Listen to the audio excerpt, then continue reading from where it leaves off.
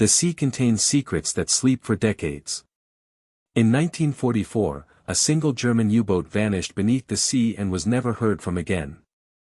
50 men disappeared, families with unanswered questions, and the Navy with nothing. For 66 years, there was nothing, until divers chanced to cross a deformed mast deep within the Bay of Genoa. Half submerged in mud, its bow lifted in a final desperate gasp, it was U-455. What occurred during those final hours? Enemy attack, mine, or the treachery of the waters they trusted? This is the haunting, tragic tale of U-455. If this kind of story touches your heart, if you're someone who cares about truth, responsibility, and speaking up for the voiceless, please like this video, subscribe to our channel Spark Science, and share it with someone who should hear it. Let's get started. Few weapons filled as much fear on open waters during the Second World War as the German U-boats. Nicknamed the Grey Wolves, these subs were glorified in Nazi propaganda as the silent predators of the seas, stalking Allied convoys with merciless stealth. They were romanticized as symbols of German invulnerability, gliding through the waves undetected, attacking with torpedoes, and disappearing before vengeance could catch up to them. For the Allies, the mere mention of U-boats evoked pictures of blazing cargo vessels, frantic sailors hanging on to lifeboats, and whole convoys shattered in the darkness. But behind the propaganda, things were far less glamorous for the men on a U-boat. They were frequently referred to as an elite crew, but what that truly described was endurance, the capacity to survive conditions most others would find intolerable. A typical Type 7C submarine, such as the one later to be designated U-455, accommodated some 50 men. Fitted into a steel tube a little more than 220 feet in length, these men existed for weeks under a world of darkness, sounds of perpetually idling engines, and the odor of oil, diesel fuel, perspiration, and uncleaned garments. Fresh water was rare, sometimes used for cooking or equipment, so men went unshaved for whole missions. There was no privacy, shared bunks were rotated, and meals were taken alongside torpedoes used as storage shelves. Every mission had a combination of cold-blooded quiet and momentary horror. Hours might slip by with only the whir of machinery and the soft-spoken words, until unexpectedly the sonar caught the distinctive pings of Allied destroyers searching overhead. Then the submarine would dive deeper, air hotter, the moisture dripping off steel walls, while men breathed in their lungs. Every detonation rattled the submarine like a tin can, and crews wondered if the next one would blow the hull apart. The psychological pressure was overwhelming. But these guys were always assured they were Germany's best fighters, fighters who tread the deep rather than battle on the surface, striking into the very heart of their foes. During those early years of the war, reputation seemed to be earned. U-boats devastated shipping lanes in the Atlantic, putting British industry in immense pressure by bringing food, fuel, and ammunition supplies into jeopardy. Hitler described it as the trump card, the weapon that would get the Allies on their knees. The crews overnight became heroes of the newsreels, and their captains were awarded as national heroes. Born with the world full of dangers was U-455, a Type 7C submarine commissioned in 1941. Initially dispatched north, it cruised Norway's frigid waters in search of Allied vessels. The initial assignments were largely in vain, weeks spent in cramped confinement buying nothing but acrid frustration.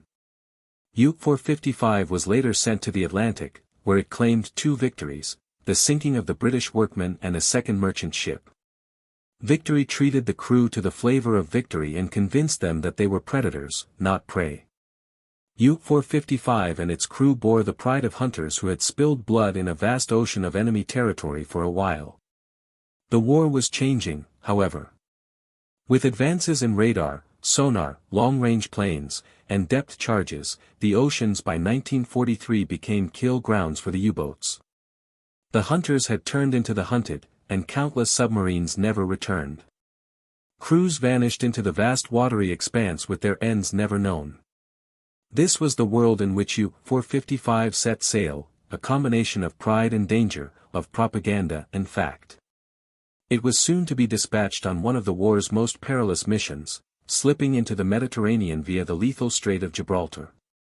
By January 1944, the war had turned very decisively. The Allies were pushing harder in the Mediterranean, encroaching on North Africa and Italy. For the German Navy, the area was now vital, and all available submarines were instructed to interfere with Allied supplies. One of those selected was U-455. Its assignment was easy to write about but dangerous to execute: go into the Mediterranean and hunt Allied convoys off the Italian shore. To get there, however, the crew would have to travel through one of the world's most hazardous bodies of water, the Strait of Gibraltar. The strait was not just a choke point, it was a fortress. Narrowly only 9 miles in width, it was defended day and night by Allied patrols, aircraft, radar, and minefields. For a submarine, it was threading a blindfolded needle while hunted. Some who tried never made it back, their resting places identified only by oil slicks upon the surface. For U-455, this transit meant everything. Without it, they were not able to reach their patrol area. Success would lead to open doors to new targets. Defeat was death in a steel coffin, ripped asunder by depth charges or entangled in nets meant to capture submarines. As the sun dipped below the horizon in January, U-455 readied. Crews sealed hatches, tested engines, and dove. Lights were extinguished, whispers substituted for speech, and each man knew what hung in the balance. For the next 40 hours, discipline and silence would determine their destiny. They counted not only on machines but on nature itself. Atlantic currents churned through the strait, and Commander Hans-Heinrich Giesler intended to use them for cover. U-455 crept over the seabed, inch by inch, as the men within sweated, choked in hot air, and heard sonar pings like death tapping on their steel walls. Each clang, each creak a potential end. Destroyers from the Allies cruised overhead, their sonar men listening, their depth charges poised. Planes orbited, searchlights swept, waiting for the slightest hint. To the sailors, it seemed like swimming under a knife ceiling. For close to 2 days, U-455 withstood the crucible. The air thickened, food was short, nerves were raw. But at last, after 40 hours of tension, they broke into the Mediterranean. Against impossible odds, they had made it through. But their luck would not hold. Within a short time, U-455's mission would be its last one. Coming out of Gibraltar must have been rebirth for the crew. They had done the impossible, slipping through Allied defenses. Surely the toughest part was over. Now their mission lay in wait, disrupt Allied shipping off Italy's coast.